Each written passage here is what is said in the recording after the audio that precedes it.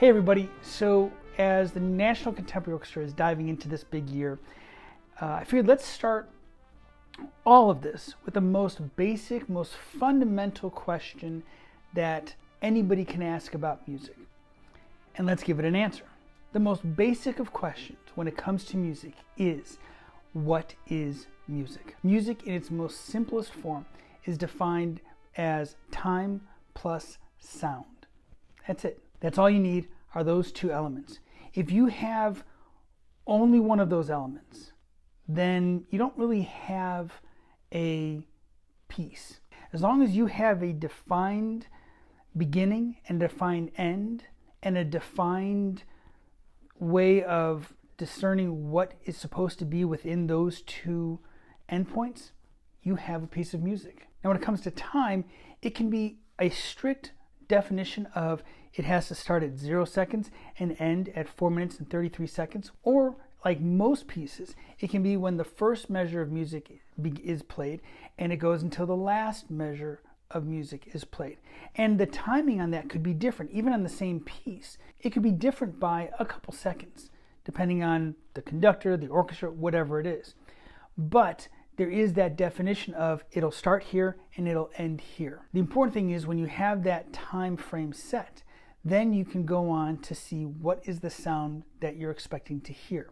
And it could be you're expecting to hear notes like the 12 notes that we know, but those are just sounds. So those do fall into that category of sound, but it doesn't necessarily mean that's the only sound that can be considered music. So without both those elements, without time and sound, you can't have music. You can have sound, but if there's no distinct beginning and end, then you're just sitting there listening to whatever, which is not a bad thing, but it's not really music as we define it because you have to have a beginning and an end.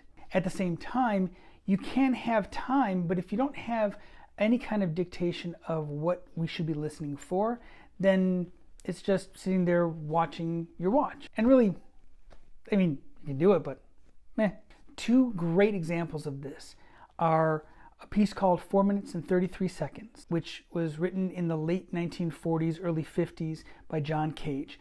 And that's where an orchestra will literally just sit there for 4 minutes and 33 seconds motionless. Now, just because they're not playing their instruments doesn't mean there isn't any sound.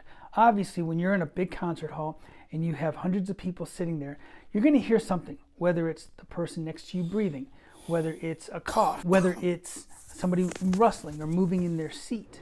You're going to hear something. Even the air conditioning running, you're going to hear something. So there is that definition of sound within that definition of time. Another piece that just goes the opposite is a piece called In C, which was written in 1964 by Terry Riley. In this piece, he gives all the musicians 53 little snippets of music. And each musician kind of stands in line to start at the beginning. And one musician will start at the first snippet and play that as many times as they want, and then they'll go to the second one and play that as many times as they want and go to the third and then the fourth and so on and so forth. And at any point after they start, the second musician will start at one and play that as many times as they want, then two, then three. So you have this succession of these different musicians all playing the same thing, but you never know how many times they're going to play each snippet. And every musician has to play all 53 snippets. So in that regard, the piece begins when player one plays snippet one for the first time, and it ends when player X plays measure or snippet 53 the last time. I've played that a couple times. It's been anything from 7 minutes to 15 minutes.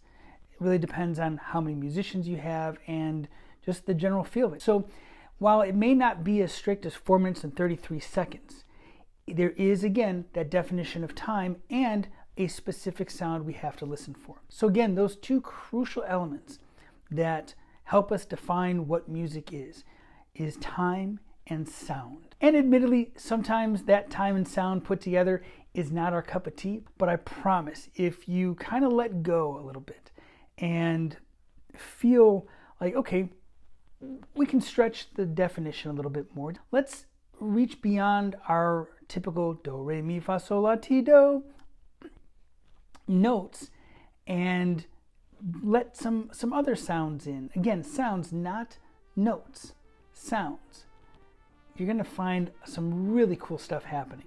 I hope you've enjoyed this little tidbit of musical theory. For more cool videos like this and all the other stuff that the National Contemporary Orchestra will be getting into this year, please follow us on Facebook and Instagram, and check us out on our own website, which is nationalcontemporaryorchestra.org. However you follow us, we're excited to have you join us for this year, which is going to be a really, really big year for us. Thanks again. Have a great day, and we'll see you next time.